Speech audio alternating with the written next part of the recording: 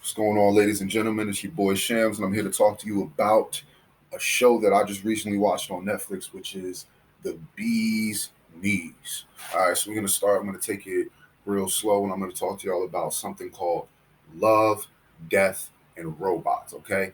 Love, Death, and Robots. That's the whole title. Love, Death, and Robots. I don't even know where to begin. Every single episode is its own story. There's no continuing storyline. Every single episode is its own story. It's almost like a movie within itself. Every episode is pretty short. Some of them are as short as 6 or 7 minutes. Some of them are as long as, I believe, about 15 or 16 minutes. So you're not getting a whole lot of time with each and every episode, but there's two parts to it, basically 2 seasons. It is phenomenal. It's one episode that I particularly like called Beyond the Aquila Drift.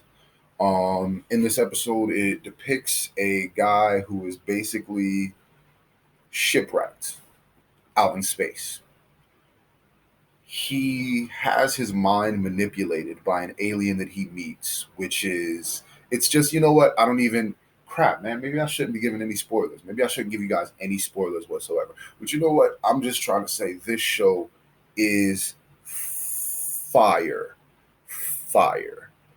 Following up with that, just because we got to talk about this a little bit more. There's one other episode. I'm not going to give you guys titles anymore because I don't necessarily want to, sway you anyway. But I'm going to say in this one particular episode, there's an older gentleman and he owns a dump, basically.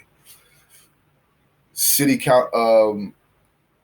A city inspector comes by. City inspector comes by and says, "Hey, we need you to clear out. They're building condos next door, and they need you and all this garbage away. We don't care. We need you out. We're not giving you anything. Just get out." And he's like, "All right, all right, all right. Tell you what. Why don't we share a beer?" It's like a Southern guy. He's very Southern. Not the most articulate gentleman, but he says to the city inspector, "Well, why don't we have a beer? And after we have a beer, if you're feeling like you still want me to leave, then I'll go ahead and leave." And he's like, "Listen, I don't think story time is what I had in mind."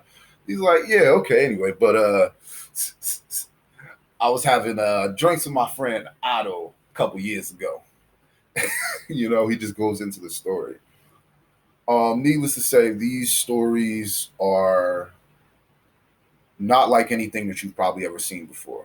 The only other show that I could probably compare it to just a little bit, and that might just be because the format is similar, where each and every episode is a different story, is Black Mirror. It's very very intriguing. Like almost every episode, I promise you will find yourselves a little bit invested. The stories are well built in such a short amount of time, and the characters are so layered and well rounded. I think it's almost impossible to not really get into it. I think one of the most difficult things about the show itself, though, is that you always find yourself wanting more. That's the hardest thing.